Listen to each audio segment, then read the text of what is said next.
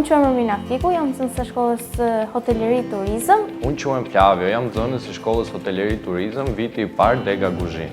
Jam në profilin e Guzhinës vet pa JHL. Shkollën më sugjeruan shokët e mi dhe unë u tërhoqa nga ata, sepse më pëlqeu shumë dhe vetë. Të thënë të drejtën, në fillim isha pak skeptike, por tani jam e bindur që kjo ishte zgjedhja e duhur.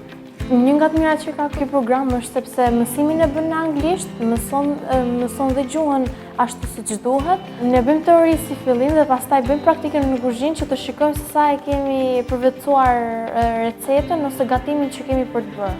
Hym në kuzhinë dhe profesori na kontrollon direkt tek uniforma, shapkat që ti kemi të rregullta, të pastra, të hekurosura, pantallonat pa xhepa, këmishën, shallin dhe kapelen. Pas në gjimnazit unë dua që të vazhdoj një herë universitetin, që akoma po mendoj se për çfarë do e vazhdoj.